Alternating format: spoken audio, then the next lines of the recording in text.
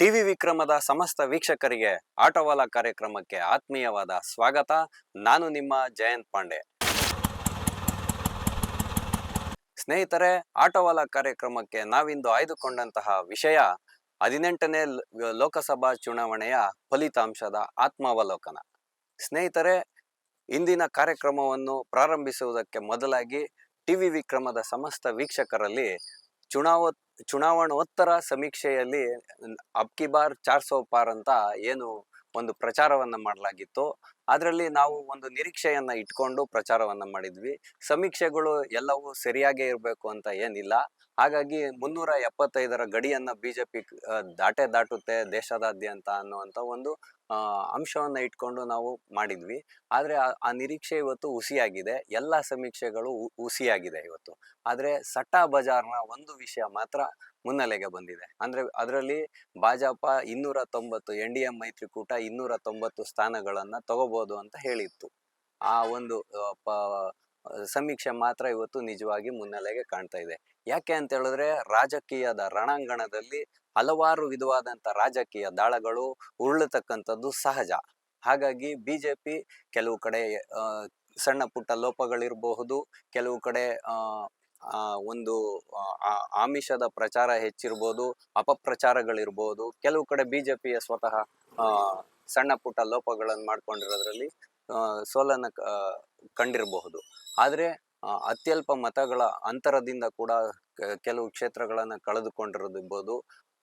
ಬಹುಮುಖ್ಯವಾಗಿ ಹಿಂದೂಗಳು ಮತದಾನ ಮಾಡುವುದರಲ್ಲಿ ವಿವೇಚನೆಯನ್ನ ತೋರದೇ ಇರತಕ್ಕಂಥದ್ದು ಕೂಡ ಮುನ್ನೆಲೆಗೆ ಬರ್ತಾ ಇದೆ. ಆ ಎಲ್ಲ ವಿಷಯಗಳನ್ನ ವಿಶ್ಲೇಷಣೆ ಮಾಡೋದಕ್ಕೆ ಮುಂಚೆ ಬಿಜೆಪಿ ಒಂದು ಬಹುದೊಡ್ಡ ಪಕ್ಷವಾಗಿ ಹೊರಹೊಮ್ಮಿದೆ. ಈ ಲೋಕಸಭಾ ಚುನಾವಣೆಯಲ್ಲಿ 240 ಸ್ಥಾನಗಳನ್ನ ತಗೊಂಡಿದೆ. NDA ಮೈತ್ರಿಕೂಟ 292 ಸ್ಥಾನಗಳನ್ನ ಗಳಿಸಿಕೊಂಡಿದೆ. ಹಾಗಾಗಿ ನಂಬರ್ಗಳ ವಿಷಯಕ್ಕೆ ಬಂದಂತೆ ನಾವು ಕ್ಷಮೆಯನ್ನ ಯಾಚನೆಯನ್ನ ಮಾಡ್ತೇವೆ. ಇದರಲ್ಲಿ ಯಾವುದೇ ವಿಧವಾದಂತಹ ತಪ್ಪೇನಿಲ್ಲ. ಯಾಕೆಂದ್ರೆ ನಮ್ಮ ಸಮೀಕ್ಷೆ ನಿಖರವಾಗಿರ್ಬೇಕು ಅನ್ನೋ ಒಂದು ಕಾರಣಕ್ಕೆ ಟಿವಿ ವಿಕ್ರಮದ ವೀಕ್ಷಕರಲ್ಲಿ ನಾನು ಕ್ಷಮೆಯನ್ನ ಯಾಚಿಸ್ತೇನೆ. ಆದರೆ ಆ ಕ್ಷಮೆಯನ್ನು ಯಾಚಿಸುವುದರ ಮುಂದೆ ಒಂದು ಹೆಜ್ಜೆ ಹೋಗಿ ಏನ್ ಹೇಳ್ಬೇಕು ಅಂತಂದ್ರೆ, ಕ್ಷಮೆ ಯಾಚನೆ ಆಗಿದೆ, ಮುಂದೆ ನಾವು ನೋಡೋಣ. ಈಗ ಇಷ್ಟು ಒಂದು 140 ಕೋಟಿ ಜನರಿರ್ತಕ್ಕಂಥ ದೇಶವನ್ನ ಪ್ರತಿನಿಧಿಸುವಾಗ 10 ವರ್ಷಗಳ ಕಾಲ ನರೇಂದ್ರ ಮೋದಿ ಅವರು ದೇಶವನ್ನ ಅಭಿವೃದ್ಧಿಯ ಪಥದ ಕಡೆಗೆ ಕೊಂಡೋಗಿರುವಂಥದ್ದು ಸತ್ಯವೇ ಇದೆ.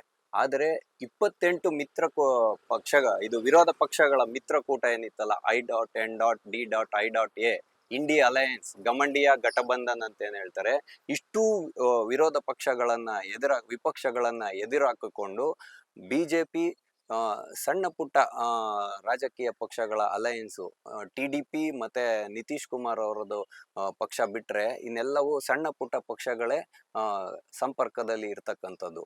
ಹಾಗಾಗಿ ಇವತ್ತು 240 ಸ್ಥಾನಗಳನ್ನ ಗಳಿಸಿಕೊಂಡಿದೆ ಅಂತ ಹೇಳಿದ್ರು. ಅದು ಅಂತ ಒಂದು ಗೆಲುವನ್ನ, ಅಂದ್ರೆ ಸ್ಪಷ್ಟ ಬಹುಮತಕ್ಕೆ 32 ಸೀಟುಗಳ ಅಷ್ಟೇ ಬೇಕಾಗುತ್ತೆ, ಮ್ಯಾಜಿಕ್ ನಂಬರ್. ಯಾಕೆ ಅಂತಂದ್ರೆ ಪ್ರಜಾಪ್ರಭುತ್ವ ನಿರ್ಧಾರ ಆಗ್ತಕ್ಕಂಥದ್ದು ಮ್ಯಾಜಿಕ್ ನಂಬರ್ನ ಮೇಲೆ. 543 ಲೋಕಸಭಾ ಕ್ಷೇತ್ರಗಳಲ್ಲಿ 240 ಲೋಕಸಭಾ ಕ್ಷೇತ್ರಗಳಲ್ಲಿ ಸ್ಪಷ್ಟ ಬಹುಮತವನ್ನ ತಗೊಂಡಿದೆ. ಇಂಥ ಒಂದು ಗೆಲುವನ್ನು ಸಂಭ್ರಮಿಸಲಕ್ಕೆ ಆಗದಂತಹ ಒಂದು ಭ್ರಮಾಲೋಕವನ್ನ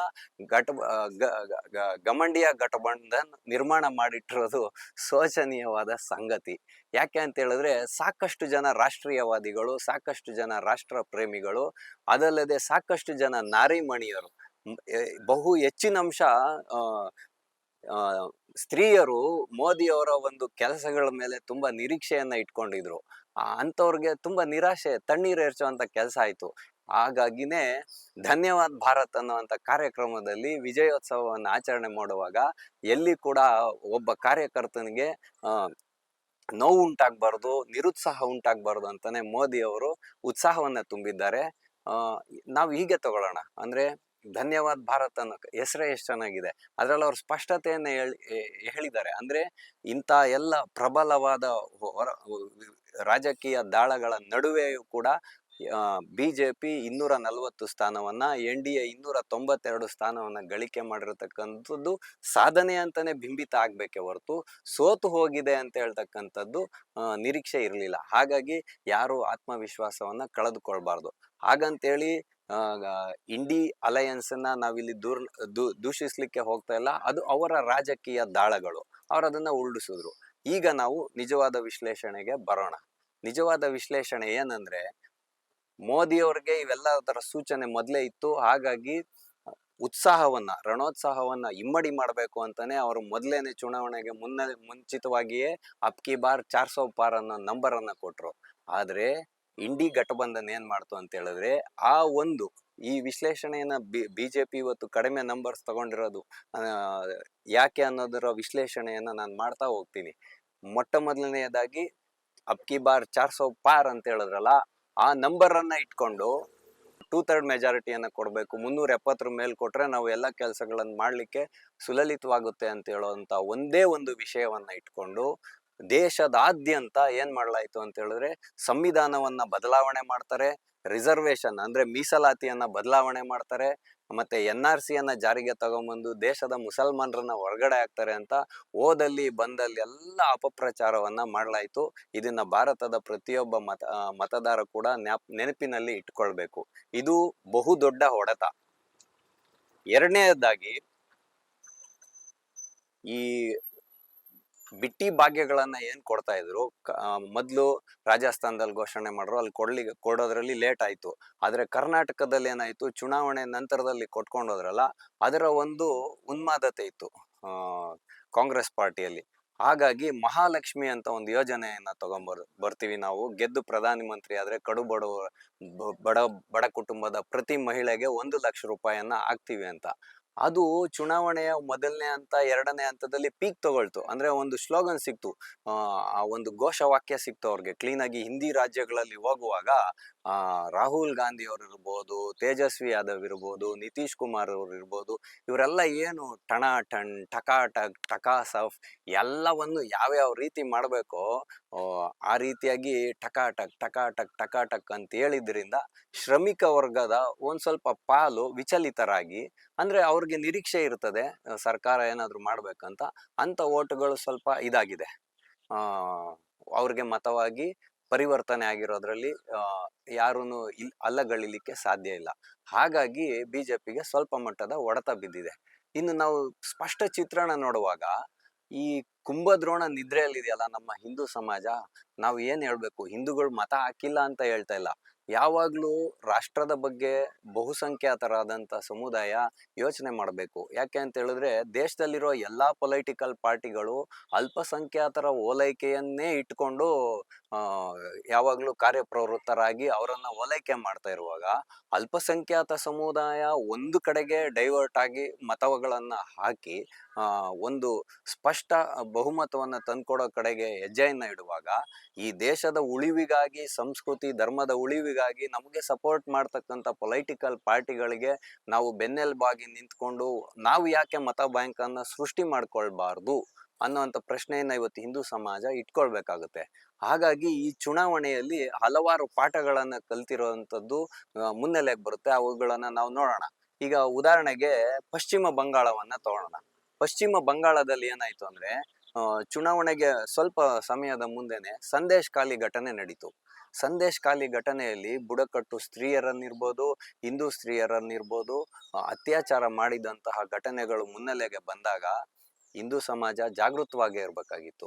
ಆದರೆ ಸ್ತ್ರೀಯರಿಗೆ ಗೌರವವನ್ನು ಕೊಡ್ತಕ್ಕಂಥ ಹಿಂದೂ ಸಮಾಜ ಮಮತಾ ದೀದಿ ಅವರ ಒಂದು ಚೂಮಂತರ್ ಪಾಲಿಸಿಯ ಹಿಂದೆ ಹೋಯ್ತು.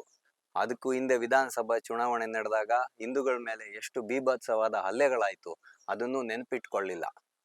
ಈ ಎರಡು ಕಾರಣ. ಒಂದು, ಅದಾದ್ಮೇಲೆ OBCಯ ರಿಸರ್ವೇಶನ್ ಅನ್ನ 5 ಲಕ್ಷ ಜನರಿಗೆ, ಮುಸಲ್ಮಾನರಿಗೆ ಕೊಟ್ಟಿತ್ತಲ್ಲ ದೀದಿ ಸರ್ಕಾರ, ಅದನ್ನು ಕೂಡ ಹಿಂದೂ ಸಮಾಜ ಮರೆತು ಹೋಯ್ತು.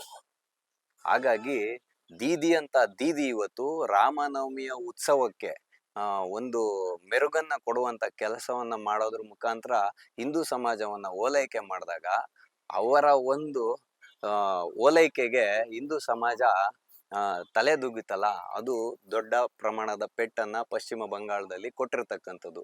ಬಿಜೆಪಿ ಅಲ್ಲಿ ಪರ್ಫಾರ್ಮೆನ್ಸ್ ಮಾಡಿದ್ದಂತ 30 ಸ್ಥಾನಗಳನ್ನ ಗೆಲ್ಬೇಕು ಅನ್ನೋಂತ ನಿರೀಕ್ಷೆ ಇತ್ತು.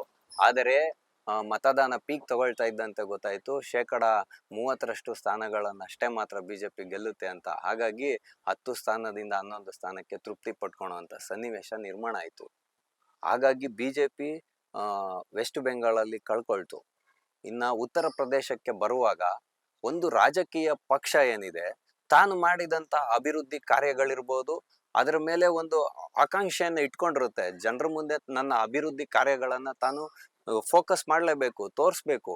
ಹಾಗಾಗಿ ಹೈವೇಗಳನ್ನ ಕೊಟ್ಟಿದೆ, ಏರ್ಪೋರ್ಟ್ಗಳನ್ನ ಕೊಟ್ಟಿದೆ, 500 ವರ್ಷಗಳ ಸತತ ಹೋರಾಟದ ಬಳಿಕ ರಾಮ ಮಂದಿರವನ್ನ ನಿರ್ಮಾಣ ಮಾಡಿಕೊಟ್ಟಿದೀವಿ ಅನ್ನುವಂತ ಒಂದು ವಿಚಾರವನ್ನ ಇಟ್ಕೊಂಡಿತ್ತು. ಆದ್ರೆ ಇಲ್ಲಿ ಒಂದು ವಿಚಾರವನ್ನ ಹಲವಾರು ವಿಶ್ಲೇಷಕರು ಇವತ್ತು ಹರಿಬಿಡ್ತಾ ಇದ್ದಾರೆ. ಏನು ಅಂದ್ರೆ, ಯೋಗಿ ಆದಿತ್ಯನಾಥ್ ಅವರಿಗೂ ನರೇಂದ್ರ ಮೋದಿ ಅವರಿಗೂ ಅಮಿತ್ ಶಾ ಅವರಿಗೂ ಆಗಿ ಬರೋದಿಲ್ಲ. ಹಾಗಾಗಿ ಯೋಗಿ ಆದಿತ್ಯನಾಥ್ ಅವರು ಸೂಚನೆ ಮಾಡಿದಂತ 31 ಜನರಿಗೆ ಟಿಕೆಟ್ ಕೊಟ್ಟಿಲ್ಲ. ಹಾಗಾಗಿ ಅಲ್ಲಿ ಬಿಜೆಪಿ ಸೋತೋಯ್ತು ಅಂತೆಲ್ಲ ಸುದ್ದಿಯನ್ನ ಹೇಳಲಾಗ್ತಾ ಇದೆ. ನಾವು ಇಲ್ಲಿ ಸೂಕ್ಷ್ಮವಾಗಿ ಗಮನಿಸಬೇಕು. ಒಬ್ರು ಪ್ರಧಾನ ಮಂತ್ರಿಗೂ ಮುಖ್ಯಮಂತ್ರಿಗೂ ಆಗ ಬರ್ಲಿಲ್ಲ ಅಂದ್ರೆ ಒಂದೇ ಪಕ್ಷದವರು, ಒಂದು ರಾಜ್ಯದಲ್ಲಿ ಅಷ್ಟು ಮಟ್ಟಿನ ಅಭಿವೃದ್ಧಿ ಆಗ್ಲಿಕ್ಕೆ ಸಾಧ್ಯ ಆಗತ್ತಾ ಅನ್ನುವಂತ ಪ್ರಶ್ನೆಯನ್ನ ಇಟ್ಕೊಳ್ಬೇಕು. ಸ್ವತಃ ವಾರಣಾಸಿಯಲ್ಲಿ ನರೇಂದ್ರ ಮೋದಿ ಅವರೇ ಅತ್ಯಂತ ಕಡಿಮೆ ಅಂತರದಲ್ಲಿ ಗೆದ್ದಿರ್ತಕ್ಕಂಥದ್ದು, 1.5 ಲಕ್ಷ 2 ಲಕ್ಷ ಆಸುಪಾಸಿನಲ್ಲಿ ಇವತ್ತು ನರೇಂದ್ರ ಮೋದಿ ಅವರು ಗೆದ್ದಿದ್ದಾರೆ. ಈ ದೇಶವನ್ನು 10 ವರ್ಷಗಳ ಕಾಲ ಮುನ್ನಡೆಸಿದಂತ ನರೇಂದ್ರ ಮೋದಿ ಅವರಿಗೆ ತೀವ್ರತರವಾದ ಪೆಟ್ಟಾಗುವಂತ ಸಂಭವ ಇತ್ತು ಅಂತ ಹೇಳೋದಾದ್ರೆ, ಅಲ್ಲಿ ಏನಾಗಿದೆ ಅನ್ನೋದನ್ನ ನಾವು ಹಿಂದೂಗಳಾಗಿ ಗ್ರಹಿಸ್ಕೊಳ್ಬೇಕು.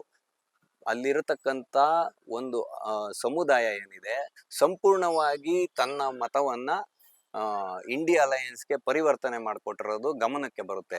BSPಗೂ ಕೈ ಕೊಟ್ಟು ಪರಿವರ್ತನೆ ಮಾಡಿರ್ತಕ್ಕಂಥದ್ದು. ಯಾಕೆಂದ್ರೆ BSP ಒಂದು ಖಾತೆಯನ್ನು ಕೂಡ ತೆರಲಿಲ್ಲ ಉತ್ತರ ಪ್ರದೇಶದಲ್ಲಿ. ಹಾಗಾಗಿ ಅಖಿಲೇಶ್ ಯಾದವ್ ಅವರು ಇವತ್ತೇನೋ 30 ನಂಬರ್ಗಳಿಗಿನ್ನ ಮೇಲೆ ಗೆದ್ಬಿಟ್ಟಿದ್ದಾರೆ ಅಂತ ಬಿಂಬಿಸಲಾಗ್ತಾ ಇದೆಯಲ್ಲ, ಅಖಿಲೇಶ್ ಯಾದವ್ ಅವರು ಯಾವುದೇ ರೀತಿ ಶ್ರಮ ಪಡ್ಲಿಲ್ಲ. ಮಾಡದಂತ ರ್ಯಾಲಿಗಳಲ್ಲೆಲ್ಲ ಗೊಂದಲ ಉಂಟಾಗಿ ಇದಾಗಿತ್ತಲ್ಲೆಲ್ಲ. ಹಾಗಾಗಿ ಉತ್ತರ ಪ್ರದೇಶದಲ್ಲಿ 31 ಸೀಟ್ಗಳನ್ನ ಸೋಲಿಕ್ಕೆ ಕಾರಣ ಏನಂದ್ರೆ, ಹೋದಲ್ಲಿ ಬಂದಲ್ಲಿ ಎಲ್ಲ ನಡೆದಿದ್ದು ಟಕಾಟಕ್ ಅಷ್ಟೇನೆ. ಆ ಟಕಾಟಕ್ಗೆ ಕೆಲವರು ಮಾರು ಹೋಗಿದ್ದಾರೆ. ಮತ್ತೆ BSPಯ ಮತಗಳನ್ನ ಭಾಜಪ ತನ್ನೆಡೆಗೆ ಸೆಳೆದುಕೊಳ್ಳೋದ್ರಲ್ಲಿ ಸ್ವಲ್ಪ ಮಟ್ಟಿಗೆ ಎಡವಿದೆ. ಮತ್ತೆ ಅಲ್ಲಿದ್ದಂತ ಸಂಘಟನಾ ಮಂತ್ರಿಯವರನ್ನ ಪಶ್ಚಿಮ ಬಂಗಾಳ ಒರಿಸ್ಸಾಗೆ ಕಳಿಸಿದ್ದು ಸ್ವಲ್ಪ ಮಟ್ಟಿನ ಪೆಟ್ಟನ್ನ ಕೊಟ್ಟಿದೆ. ಇನ್ನು ಅಯೋಧ್ಯೆ ಕ್ಷೇತ್ರದಲ್ಲಿ ಬಿಜೆಪಿಗೆ ಸೋಲುಂಟಾಗಿದೆ ಖಂಡಿತ. ಅದನ್ನ ಏನ್ ಮಾಡ್ತಾ ಇದ್ದಾರೆ ಕೆಲವರು, ಟ್ವಿಟರ್ ಮುಖಾಂತರ ಇರ್ಬೋದು, ಎಲ್ಲದರ ಮುಖಾಂತರ ರಾಮನಿಗೆ ಇಷ್ಟ ಆಗ್ಲಿಲ್ಲ ಅದಕ್ಕೆ ಸೋತೋಗಿದ್ದಾರೆ ಅಂತ ಬಿಂಬಿಸಲಾಗ್ತಾ ಇದೆ. ಅಲ್ಲಿ ಲಲ್ಲು ಸಿಂಗ್ ಅನ್ನೋರು ಮತ್ತೆ ಅವಧೇಶ್ ಪ್ರಸಾದ್ ಅನ್ನೋರ ನಡುವೆ ನಡೆದಂತ ಇದರಲ್ಲಿ ಸೋಲುಂಟಾಗಿದೆ ಅಯೋಧ್ಯೆಯಲ್ಲಿ. ಖಂಡಿತವಾಗೂ ಅದನ್ನ ನಾವು ಸ್ವಾಗತ ಮಾಡಬೇಕು. ಅದು ಅವರ ಒಂದು ದಾಳ. ಹಾಗಾಗಿ ಅವರು ಅಲ್ಲಿ ಗೆದ್ದಿದ್ದಾರೆ. ಅದರಿಂದ ಏನು ಹೆಚ್ಚಿನ ಪರಿಣಾಮ ಆಗಲ್ಲ. ಯಾಕೆ ಅಂತ ಹೇಳಿದ್ರೆ, ಅಲ್ಲಿ ಯಾವ್ಯಾವ ರೀತಿ ಸ್ಟ್ರಾಟಜಿಗಳು ಉಂಟಾಗಿದೆ, ಯಾವ್ಯಾವ ರೀತಿ ದಾಳಗಳನ್ನ ಉರುಳಿಸಿದ್ದಾರೆ ಅನ್ನೋಂಥದ್ದು ಮುನ್ನೆಲೆಗೆ ಬರ್ಲಿಕ್ಕಿದೆ. ಯಾಕೆಂದ್ರೆ ಅಂಡರ್ ಕರೆಂಟ್ ಅಂದ್ರೆ ಇವಾಗ ತಳಮಟ್ಟದಲ್ಲಿ ಯಾವ ರೀತಿಯಾಗಿ ತಳಸ್ಪರ್ಶಿಯಲ್ಲಿ ಅವ್ರು ಕೆಲಸವನ್ನು ಮಾಡಿದ್ದಾರೆ ಅಂದ್ರೆ, ನೀವು ಇವತ್ತು SP ಗಾಗ್ಲಿ ಅಥವಾ ಇಂಡಿಯಾ ಅಲಯನ್ಸ್ ನ ಯಾವುದೇ ಪಕ್ಷಗಳಿಗಾಗ್ಲಿ ಮತವನ್ನ ಹಾಕಿದ್ರೆ ನಿಮ್ಮ ಅಕೌಂಟಿಗೆ 8,500 ಬಂದು ಬೀಳುತ್ತೆ ಅಂತ ಹೇಳುವಾಗ, ಮತ್ತೆ NRC ತಗೊಂಡ್ ಬರ್ತಾರೆ. NRC ತಗೊಂಡ್ಬಂದು ಮುಸಲ್ಮಾನರನ್ನ ದೇಶದಿಂದ ಹೊರಗಡೆ ಹಾಕ್ತಾರೆ, ಪುನರ್ವಸತಿ ಕೇಂದ್ರಗಳಲ್ಲಿ ಅರೆಸ್ಟ್ ಮಾಡ್ತಾರೆ. ಈ ರೀತಿಯಾದ ಎಲ್ಲವಾದಂತ ಅಪಪ್ರಚಾರವನ್ನ ಮಾಡಿರೋದು ಉಂಟು. ಅದನ್ನ ಒಪ್ಪಿಕೊಳ್ತಾರ? ಖಂಡಿತವಾಗೂ ಇಲ್ಲ. ಹಾಗಾಗಿ ಉತ್ತರ ಪ್ರದೇಶದಲ್ಲಿ ನಿರೀಕ್ಷಿತ ಸ್ಥಾನಗಳು ಬರಲಿಲ್ಲ. ಅರ್ಧಕ್ಕಿನ್ನ ಪ್ರತಿಶತ ಸ್ಥಾನಗಳಲ್ಲಿ ಸೋಲನ್ನ ಕಾಣ್ಬೇಕಾಯ್ತು ಬಿಜೆಪಿ. ಅದನ್ನ ಸ್ವಾಗತ ಮಾಡಲೇಬೇಕು. ಯಾಕೆ ಅಂತ ಹೇಳಿದ್ರೆ, ಸೋಲು ಅಂತ ಹೇಳ್ತಕ್ಕಂಥದ್ದು ಹಲವಾರು ಪಾಠಗಳನ್ನ ಕಲಿಸುತ್ತೆ. ಅದೇ ರೀತಿ ಕರ್ನಾಟಕಕ್ಕೆ ಬರುವಾಗ ಪಂಚಭಾಗ್ಯಗಳ ಒಂದು ಆಧಾರದಲ್ಲೇ ನಾವು ಗೆದ್ದು ಬಿಡ್ತೀವಿ ಅಂತ ಬೀಗ್ತಾ ಇತ್ತು ಕಾಂಗ್ರೆಸ್ ಸರ್ಕಾರ. ಆದ್ರೆ ಈ ಕರ್ನಾಟಕದ ಸ್ಪಷ್ಟತೆಯನ್ನ TV ವಿಕ್ರಮ ಕೊಟ್ಟಿತ್ತು. ನಾವು 20 ಸ್ಥಾನಗಳ ಆಸುಪಾಸಿನಲ್ಲಿ ಗೆಲುವು ಸೋಲನ್ನ ಕಾಣ್ತೀವಿ. ಮೈತ್ರಿಕೂಟ 21, 22 ಅಂತಾನೆ ನಾವು ಹೇಳಿದ್ವಿ. ಅದು ನಿರೀಕ್ಷಿಸಲಾಗಿತ್ತು. ಯಾಕೆಂದ್ರೆ ಇಲ್ಲಿ ಆಡಳಿತಾರೂಢ ಸರ್ಕಾರ ಇಲ್ಲ. ಹಾಗಾಗಿ ಕರ್ನಾಟಕದಲ್ಲಿ 17 ಸ್ಥಾನಗಳಿಗೆ ಮತ್ತೆ JDS 2 ಸ್ಥಾನಗಳಿಗೆ ತೃಪ್ತಿಯನ್ನು ಪಡ್ಕೊಂಡು 19 ಸ್ಥಾನಗಳಲ್ಲಿ ವಿಜಯಿಯಾಗಿದ್ದಾರೆ. ಹಾಗಾಗಿ ನಾವು ನೋಡ್ಬೇಕು, ಇನ್ನ ಈ ದೇಶಕ್ಕೆ ಇನ್ನೆಂಥ ವಿಧವಾದ ಸರ್ಕಾರ ಬೇಕು ಅನ್ನೋದನ್ನ ನಾವು ಯೋಚನೆ ಮಾಡಬೇಕು. ಯಾಕೆ ಅಂತ ಹೇಳಿದ್ರೆ ತಮಿಳುನಾಡಿನಲ್ಲಿ ಕೂಡ ಹಿಂದೂಗಳಿದ್ದಾರೆ. ಅಲ್ಲಿ ಮಂದಿರಗಳ ಮೇಲಿರಬಹುದು, ಮಠಗಳ ಮೇಲಿರಬಹುದು, ಎಷ್ಟು ಆಕ್ರಮಣವನ್ನ ಮಾಡ್ತಾ ಇದೆ ಸರ್ಕಾರ. ಆ ಕುಲ್ಲಂ ಕುಲ್ಲ ದೇವಸ್ಥಾನಗಳನ್ನ ಧ್ವಂಸ ಮಾಡ್ತಕ್ಕಂಥದ್ದು, ತೆರವು ಮಾಡ್ತಕ್ಕಂಥದ್ದೆಲ್ಲ ಸನ್ನಿವೇಶಗಳು ನಡೆಯುವಾಗ ಅಲ್ಲಿನ ಹಿಂದೂ ಮತದಾರ ಜಾಗೃತವಾಗದೆ ಅವರು ಕೊಟ್ಟಂತ ಆಮಿಷಗಳಿಗೆ ಬಲಿ ಆಗ್ತಾ ಇದ್ದಾರೆ ಅಲ್ಲ ಅಂತ ಹೇಳ್ತದ್ದು ತುಂಬಾ ಶೋಚನೀಯವಾದಂತಹ ಸಂಗತಿ. ಅದರಲ್ಲಿ ಅಣ್ಣಾಮಲೈ ಅಂತ ಹೇಳುವಂತ ಒಬ್ರು ಪ್ರಾಮಾಣಿಕ ಅಧಿಕಾರಿಯಾಗಿದ್ರು, ಅವರು ಪೊಲೀಸ್ ಅಧಿಕಾರಿ, IAS ಅಂತವರು ತನ್ನ ಒಂದು ವೃತ್ತಿಗೆ ರಾಜೀನಾಮೆಯನ್ನ ನೀಡಿ ಒಂದು ಪಕ್ಷದ ಬಲವರ್ಧನೆಗೆ ನಿಂತಿದ್ದಾರೆ. ಅಂತ ಒಬ್ಬ IAS ಅಧಿಕಾರಿಯನ್ನ ಸೋಲಿಸಿದ್ದಾರೆ ಇವತ್ತಲ್ಲಿ. ಆದ್ರೆ ಏನು ನಿರಾಶಾ ಭಾವ ಬೇಡ. ಯಾಕೆ ಅಂತ ಹೇಳಿದ್ರೆ ಇವತ್ತು ತಮಿಳುನಾಡಿನಲ್ಲಿ BJP 3ನೇ ಸ್ಥಾನಕ್ಕೆ ಮತ್ತೆ ಒಂದು 12 ಸ್ಥಾನಗಳಲ್ಲಿ 2ನೇ ಸ್ಥಾನಕ್ಕೆ ಏರಿಕೆಯನ್ನ ಮಾಡ್ಕೊಂಡಿದೆ ತನ್ನ ವೋಟ್ ಶೇರಿಂಗ್ ಅನ್ನ. ಮುಂದೊಂದು ದಿನ ಗೆಲುವು ಕಟ್ಟಿಟ್ಟ ಬುತ್ತಿ ತಮಿಳುನಾಡಿನಲ್ಲಿ. ಯಾಕೆ ಅಂತ ಹೇಳಿದ್ರೆ ಗೆಲುವಿಗಾಗಿ ಹೋರಾಟ ಮಾಡುವುದು ಬಹು ಮುಖ್ಯವಾಗುತ್ತೆ ಹೊರತು ಸೋತೋಗ್ತೀವಿ ಅಂತ ಯಾವತ್ತು ಹೋರಾಟ ಮಾಡಬಾರದು. ಹಾಗಾಗಿ ಗೆಲುವಿಗಾಗಿ ಹೋರಾಟ ಮಾಡಬೇಕು. ಅದನ್ನ ಪ್ರಾಮಾಣಿಕವಾಗಿ ಮಾಡಿದ್ದಾರೆ ಅಣ್ಣಾಮಲೈ ಅವರು. ಅದೇ ರೀತಿ ಮಾಧವಿಲತಾ ಅವರ ಕ್ಷೇತ್ರಕ್ಕೆ ಬರೋಣ. ಒಂದು ಸ್ತ್ರೀ, ಅವರು ಸಾಧ್ವಿ ರಣಾಂಗಣಿಯ ರೀತಿಯಲ್ಲಿ ನುಗ್ಗಿ ಹೋರಾಟ ಮಾಡಿದ್ರು. 65% ಮುಸ್ಲಿಂ ಬಾಹುಳ್ಯ ಇರುವಂತ ಕ್ಷೇತ್ರದಲ್ಲಿ ಮಾಧವಿಲತಾ ಅವ್ರಿಗೂ ಹಿನ್ನಡೆ ಆಯ್ತು. ಎಲ್ಲರೂ ಹಿಂದುತ್ವ ಅದು ಇದು ಅಂತೆಲ್ಲ ನಾವು ಮಾತನಾಡ್ತೇವೆ, ಆದ್ರೆ ಮತವನ್ನ ಹಾಕುವುದರಲ್ಲಿ ನಾವು ವಿಫಲ ಆಗಿದ್ದೀವಿ ಅನ್ನೋದೇ ಸ್ಪಷ್ಟತೆ ಬರುತ್ತೆ. ಯಾಕೆಂದ್ರೆ ನಾವು ಹಲವಾರು ಚುನಾವಣೆಗಳನ್ನ ನೋಡುವಾಗ ಯಾವಾಗ BJP ಇದು ಓವರ್ ಆಲ್ ಮತದಾನದ ಶೇಕಡವಾರು ನೋಡುವಾಗ 80, 75 ಈ ತರ ಶೇಕಡವಾರು ಬಂದಾಗ BJPಗೆ ಪ್ಲಸ್ ಪಾಯಿಂಟ್ ಆಗುವಂತ ಸನ್ನಿವೇಶಗಳು ಹೆಚ್ಚಿತ್ತು. ಆದ್ರೆ ಇವತ್ತು ದೇಶದಲ್ಲಿ ಚುನಾವಣೆಯ ಒಂದು ಪದ್ಧತಿಯೇ ಸಂಪೂರ್ಣವಾಗಿ ಚಿತ್ರಣವೇ ಬದಲಾಗಿದೆ. ಯಾಕೆಂದ್ರೆ 28 ಮೈತ್ರಿಕೂಟಗಳ ಅಲಯನ್ಸ್ ನಡುವೆ BJP 240 ಸೀಟ್ಗಳನ್ನ ಗೆದ್ದಿದೆ. ಹಾಗಾಗಿ ನಿನ್ನೆ ನಡೆದಂತಹ NDA ಮೈತ್ರಿಕೂಟದಲ್ಲಿ ಒಂದು ಸ್ಪಷ್ಟವಾದಂತ ನಿರ್ಣಯವನ್ನ ಮಾಡಲಾಗಿದೆ. ಅಂದ್ರೆ ಅದಕ್ಕೂ ಕೂಡ ಪುಕಾರನ್ನ ಹುಟ್ಟಿಸಲಾಯ್ತು, ಒಂದು ಭ್ರಮೆಯನ್ನ ನಿರ್ಮಾಣ ಮಾಡಲಾಯ್ತು. ಏನು 234 ಸೀಟ್ ಇರುವಂತ ಕಾಂಗ್ರೆಸ್ ಇವತ್ತು ತಾನೆಲ್ಲಿದೆ ಅಂತ ಹೇಳೋದನ್ನ ಬಿಟ್ಟು ತಾನೇ ಗೆದ್ದು ಬೀಗಿದ ರೀತಿಯಲ್ಲಿ ಮಾತನಾಡ್ತಾ ಇದ್ರು. ಅಂದ್ರೆ 99 ಸ್ಥಾನ ಗೆದ್ದಿದೆ ಕಾಂಗ್ರೆಸ್, ಇಲ್ಲ ಅಂತ ಹೇಳಲ್ಲ. ಪ್ರಬಲವಾದ ವಿರೋಧ ಪಕ್ಷವಾಗಿ ಹೊರಹೊಮ್ಮಿದೆ, ಯಾರು ಇಲ್ಲ ಅಂತ ಹೇಳ್ತಾ ಇಲ್ಲ. ಆದರೆ 99 ಸ್ಥಾನವನ್ನ ಇಟ್ಕೊಂಡಂತಹ ಕಾಂಗ್ರೆಸ್ ಇಷ್ಟೆಲ್ಲ ಒಂದು ಪಕ್ಷಗಳನ್ನ ಇಂಡಿ ಒಕ್ಕೂಟದಲ್ಲಿರ್ತಂತ ಎಲ್ಲ ಪಕ್ಷಗಳನ್ನ ಸೇರಿಸಿ ಒಂದು ಕಿಚಿಡಿ ಸರ್ಕಾರವನ್ನ ಮಾಡ್ಲಿಕ್ಕೆ ಹೊರಟ್ರೆ ದೇಶದ ಪರಿಸ್ಥಿತಿ ಏನಾಗ್ಬೋದು ಅನ್ನೋದನ್ನ ಪ್ರಶ್ನೆಯನ್ನ ನಾವು ಇವತ್ತೆಲ್ಲರೂ ಮತದಾರರು ನಮ್ಮ ಮುಂದೆ ಇಟ್ಕೊಳ್ಬೇಕು. ಇಲ್ಲಿ BJP ಕಲಿಬೇಕಾಗಿರತಕ್ಕಂತ ಒಂದು ಪಾಠ ಇದೆ. ಇದು ನನ್ನ ಅನಿಸಿಕೆಯಾಗಿ ನಾನು ಮುಂದೆ ಒಂದು ಸಂದೇಶವನ್ನು ಕೊಡ್ಲಿಕ್ಕಿದ್ದೇನೆ. ಈ ದೇಶದ ಶ್ರಮಿಕ ವರ್ಗ ಇದೆಯಲ್ಲ, ಅವರಿಗೆ ಇವತ್ತು ಕೆಲವು ಅಪೇಕ್ಷೆಗಳಿರುತ್ತೆ. 4 ವರ್ಷಗಳ ಕಾಲ ಸುಲಲಿತವಾಗಿ ಆಡಳಿತ ನಡೆಸು 5 ವರ್ಷಗಳ ಕಾಲ ಸುಲಲಿತವಾಗಿ ಆಡಳಿತ ನಡೆಸುವಾಗ ಇಂಥವ್ರಿಗೆ ಏನಾದ್ರೂ ಒಂದನ್ನ ಈ ರೀತಿಯಾಗಿ ಪಂಚಭಾಗ್ಯಗಳು ಈಗ ಏನ್ ಕೊಟ್ಟಿದಾರಲ್ಲ, ಈಗ ಟಕಾಟಕ್ ಅಂತ, ಗೃಹಲಕ್ಷ್ಮಿ, ಈ ತರದ ಫ್ರೀ ಬೀಸ್ಗಳಿಗೆ ಒಂದು ಕಡಿವಾಣ ಹಾಕುವಂತ ಒಂದು ತಂತ್ರವನ್ನ BJP ಕಂಡ್ಕೋಬೇಕಾಗತ್ತೆ. ಮುಂದಿನ ದಿನಗಳಲ್ಲಿ ಇದು ತುಂಬಾ ತೊಂದರೆಯನ್ನ ಉಂಟು ಮಾಡುತ್ತೆ ಎಲ್ಲಾ ರಾಜಕೀಯ ಪಕ್ಷಗಳಿಗೂ. ಯಾಕೆಂದ್ರೆ ಇವತ್ತು ಕರ್ನಾಟಕದಲ್ಲಿ ನೋಡ್ಬೋದು 2 ಲಕ್ಷ ಕೋಟಿಗಳವರೆಗೆ ಸಾಲವನ್ನ ಮಾಡಿದ್ದಾರೆ 1 ವರ್ಷದ ಗ್ಯಾಪ್ ಅಲ್ಲಿ. ಸೊ ಇದು ರಾಜ್ಯ ಸರ್ಕಾರ ಒಂದ್ ರೀತಿಯಾಗಿ ಸಾಲದಲ್ಲಿ ರಾಜ್ಯಗಳನ್ನ ಮುಳುಗಿಸ್ತಾ ಹೋದ್ರೆ ಕೇಂದ್ರ ಸರ್ಕಾರ ಅದನ್ನ ಸರಿದೂಗಿಸ್ಲಿಕ್ಕೆ ಏನ್ ಮಾಡ್ಬೇಕು ಅನ್ನೋಂತ ಪರಿಸ್ಥಿತಿ ಮುಂದೆ ಎದುರಾಗುತ್ತೆ. ಈಗ ಚುನಾವಣೆಯಲ್ಲೇ ಕೊನೆಯ ಹಂತದಲ್ಲೇನೆ ಅಂದ್ರೆ 1,00,000 ಕೋಟಿ ಚಿನ್ನವನ್ನ ಹೊರ ದೇಶದಿಂದ ಭಾರತಕ್ಕೆ ತರಲಾಯಿತು. ಇಂಥ ಎಲ್ಲ ಚಿತ್ರಣ ಇರುವಾಗ ಜನ ಹೇಗೆ ಮರ್ತರು ಅನ್ನೋದು ಒಂದು ಯಕ್ಷ ಪ್ರಶ್ನೆ ಆಗಿ ಕಾಡುತ್ತೆ. ಇದನ್ನೆಲ್ಲ ನೋಡುವಾಗ ಆಂಧ್ರದಲ್ಲಿ ಚಂದ್ರಬಾಬು ನಾಯ್ಡು ಅವರ ಸರ್ಕಾರವೇ ಇರಲಿಲ್ಲ. ಅಲ್ಲಿ ಸರ್ಕಾರದ ರಚನೆ ಮಾಡೋದ್ರಲ್ಲಿ ಒಂದು ಭಾಗವಾಗಿ BJP ಪರಿಶ್ರಮವನ್ನ ಪಟ್ಟಿದೆ. ಒರಿಸ್ಸಾದಲ್ಲಿ ಆ ಸರ್ಕಾರವನ್ನ ವಿಧಾನಸಭೆಯಲ್ಲೂ ಮಾಡ್ಕೊಂಡಿದೆ, ಲೋಕಸಭೆಯಲ್ಲೂ ಮಾಡ್ಕೊಂಡಿದೆ. ಬಿಜೆಪಿ ಪರ್ಫಾರ್ಮೆನ್ಸ್ ಸರಿ ಇಲ್ಲ ಅಂತ ಹೇಳ್ತಕ್ಕಂಥವ್ರು ಈ ಎಲ್ಲ ಪ್ರಶ್ನೆಗಳಂತ ಮುಂದೆ ಇಟ್ಕೊಳ್ಬೇಕು. ಅರುಣಾಚಲ ಪ್ರದೇಶದಲ್ಲಿ 10 ಸ್ಥಾನಗಳು ವಿಧಾನಸಭೆಯಲ್ಲಿ ಅವಿರೋಧ ಆಯ್ಕೆ ಆಗಿದೆ. ಅದೇ ರೀತಿ ಉತ್ತರಾಖಂಡ್ ಇರ್ಬೋದು, ಮಧ್ಯಪ್ರದೇಶ್ ಇರ್ಬೋದು, ಗುಜರಾತ್ ಇರ್ಬೋದು, ಇಲ್ಲೆಲ್ಲ ಕ್ಲೀನ್ ಸ್ವೀಪ್ ಆಗಿದೆ.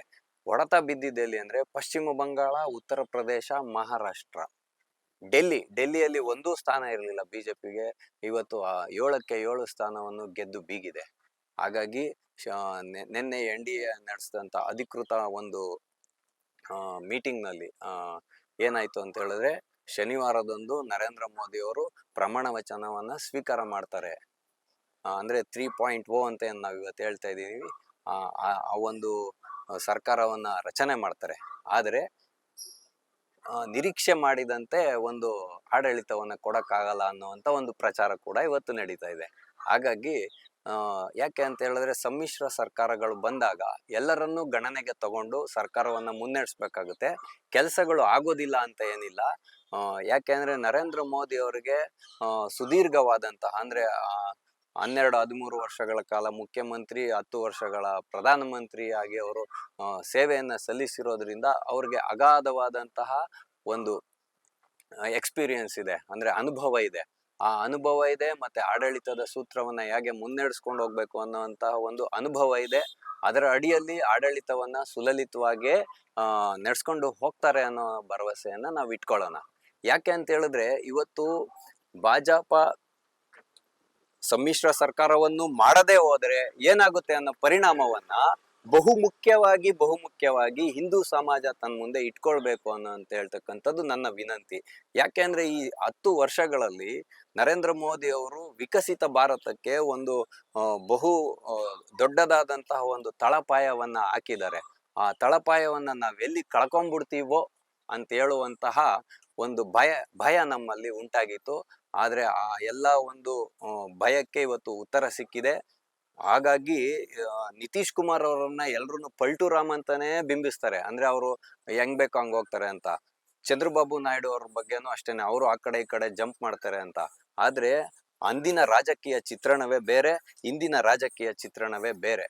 ಯಾಕೆ ಅಂತ ಹೇಳಿದ್ರೆ, ಈಗ ಜಗನ್ಮೋಹನ್ ರೆಡ್ಡಿ ಇದ್ರಲ್ಲ, ಅವರ ಪಕ್ಷವು ಕೂಡ ತುಂಬಾ ಮುನ್ನೆಲೆಯಲ್ಲಿದೆ. ಆಂಧ್ರ ಪ್ರದೇಶದಲ್ಲಿ ಜನಸೇನಾ ಅನ್ನುವಂತ ಪವನ್ ಕಲ್ಯಾಣ್ ಅವರ ಒಂದು ಪಕ್ಷ ಇದೆ, ಬಿಜೆಪಿ ಇದೆ, ಕಾಂಗ್ರೆಸ್ ಇದೆ. ಇದೆಲ್ಲದರ ನಡುವೆ TDP ಬದುಕಿ ಉಳಿಬೇಕಾದಂತ ಸಾಧ್ಯತೆ ತುಂಬಾ ಅವಶ್ಯಕವಾಗಿದೆ. ಯಾಕೆ ಅಂತ ಹೇಳಿದ್ರೆ, ಇವತ್ತು ಆಂಧ್ರ ಪ್ರದೇಶದಲ್ಲಿ ಆಗ್ತಾ ಇರುವಂತ ಮತ ಪರಿವರ್ತನೆ ಎಲ್ಲಿದೆಯಲ್ಲ, ತುಂಬಾ ಉತ್ತುಂಗದ ಸ್ಥಿತಿಯಲ್ಲಿದೆ. ಅದಕ್ಕೆಲ್ಲ ಉತ್ತರ ಕೊಡ್ಬೇಕಾದ್ರೆ TDP ಜೀವಂತವಾಗಿರ್ಬೇಕು ಅಂತ ಹೇಳ್ತಕ್ಕಂಥದ್ದು ಚಂದ್ರಬಾಬು ನಾಯ್ಡು ಅವ್ರಿಗೆ ಗೊತ್ತಿದೆ. ಅವರಿಗೂ ಏಜ್ ಆಗ್ತಾ ಇದೆ, ನಿತೀಶ್ ಕುಮಾರ್ ಅವ್ರಿಗೂ ಏಜ್ ಆಗ್ತಾ ಇದೆ. ಇಲ್ಲಿ ನಾವು ನೋಡ್ಬೇಕಾಗಿರೋದು, ಚಂದ್ರಬಾಬು ನಾಯ್ಡು ಅವರು ಅಭಿವೃದ್ಧಿಗೆ ಪೂರಕವಾಗಿ ಕೆಲಸವನ್ನು ಮಾಡಿರ್ತಕ್ಕಂಥ ವ್ಯಕ್ತಿ. ನಿತೀಶ್ ಕುಮಾರ್ ಅವರು ಕೂಡ ಅಭಿವೃದ್ಧಿಗೆ ಪೂರಕವಾಗಿ ಕೆಲಸ ಮಾಡಿರ್ತಕ್ಕಂತಹ ವ್ಯಕ್ತಿ. ನಿತೀಶ್ ಕುಮಾರ್ ಅವರ ಒಂದು ಪಕ್ಷ ಏನಿದೆ ಕ್ಷೀಣ ಆಗಿದೆ. ಇವತ್ತು 45 ಸ್ಥಾನಗಳಿಗಷ್ಟೇ ಅವರಿದ್ದಾರೆ. ಅವರ ಏಜ್ ಆಗ್ತಾ ಇದೆ. ಅವರು ಮುಂದೆ ಅವರ ಪಕ್ಷವನ್ನ ಉಳಿಸ್ಕೊಳ್ಬೇಕಾದ್ರೆ ಒಂದು ಸದೃಢವಾದಂತ ಪಕ್ಷದ ಜೊತೆ ಅಲಯನ್ಸ್ ಮಾಡ್ಕೊಳ್ಬೇಕಾಗಿರುವಂತದ್ದು ತೀರ್ಮಾನ ಅವಶ್ಯಕತೆ ಇದೆ. ಯಾಕೆ ಅಂದ್ರೆ ನಿತೀಶ್ ಕುಮಾರ್ ಅವ್ರಿಗೆ ಇನ್ನೊಂದು ಇದೆ, ಸುಶಾಸನ್ ಬಾಬು ಅಂತ ಕರೀತಾರಲ್ಲಿ. ಸುಶಾಸನ್ ಬಾಬು ಅಂದ್ರೆ ಆಡಳಿತ ವ್ಯವಸ್ಥೆಯನ್ನ ಸರಿಯಾದ ರೀತಿಯಲ್ಲಿ ನಡ್ಸ್ಕೊಂಡು ಹೋಗುವಂತ ಒಂದು ಮನಸ್ಥಿತಿ ಇದೆ. ಸೊ ಹಾಗಾಗಿ ಇವರಿಬ್ರು ಎಲ್ಲಿ ಹೋಗಲ್ಲ. ಹಾಗಾಗಿ ಕುಮಾರಸ್ವಾಮಿ ಅವರು ಇರ್ಬೋದು, ಚಿರಾಗ್ ಪಾಸ್ವಾನ್ ಇರ್ಬೋದು, ಮತ್ತೆ ಏಕನಾಥ್ ಶಿಂದೆ ಅವರ ಬಣ ಇರ್ಬೋದು, ಎಲ್ಲರಿಗೂ ನಾವು ಸ್ಥಾನಮಾನವನ್ನ ಕೊಡ್ಲೇಬೇಕಾಗುತ್ತೆ. ಕೊಟ್ಟು ಸಮ್ಮಿಶ್ರ ಸರ್ಕಾರವನ್ನ ನಡೆಸ್ತಾರೆ. ಆದ್ರೆ ಕೆಲವು ಮಹತ್ವಾಕಾಂಕ್ಷಿ ಯೋಜನೆಗಳಿಗೆ ಕಾಂಗ್ರೆಸ್ ನಿರೀಕ್ಷೆ ಮಾಡಿದಂತೆ ವಿಳಂಬ ಆಗ್ಬೋದು ಅಥವಾ ನೆನೆಗುದಿಗೆ ಬೀಳ್ಬೋದು.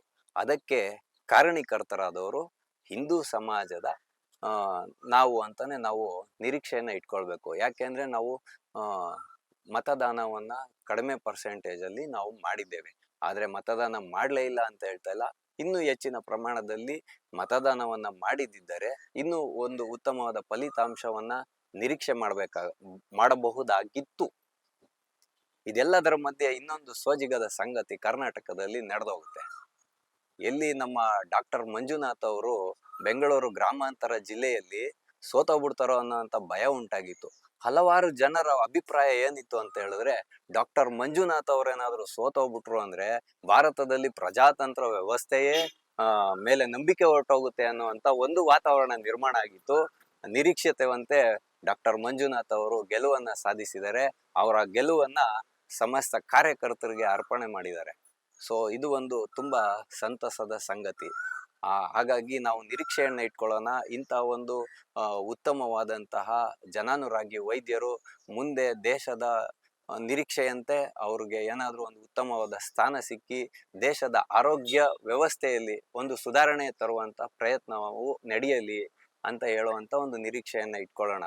ಸ್ನೇಹಿತರೆ, ಒಬ್ಬ ಆಟೋ ಚಾಲಕನಾಗಿ ನಾನು ಪತ್ರಿಕೆಗಳಲ್ಲಿ ಓದಿದಂತಹ ಸುದ್ದಿಗಳ ಒಂದು ಆಧಾರದಲ್ಲಿ ಈ ಒಂದು ಆತ್ಮಾವಲೋಕವನ್ನ ನಿಮ್ಮೊಂದಿಗೆ ನಾನು ಮಾಡಿಕೊಂಡಿದ್ದೇನೆ. ನಾವು ಯಾವುದೇ ಪಕ್ಷದ ಪರವಾಗಿಯೂ ಈ ವಿಚಾರವನ್ನ ಮಾತನಾಡಿಲ್ಲ. ದೇಶಕ್ಕೆ ಒಬ್ಬರು ಸದೃಢವಾದ ನಾಯಕರಿರಬೇಕು, ಅವರನ್ನ ನಾವು ಬೆಂಬಲಿಸಬೇಕು. ಅವರಿಗೆ ಒಂದು ಬೆನ್ನೆಲುಬಾಗಿ ನಿಂತ್ಕೊಂಡಾಗ ಮಾತ್ರ ದೇಶ ಅಭಿವೃದ್ಧಿಯ ಪಥದ ಕಡೆಗೆ ಹೋಗುತ್ತೆ.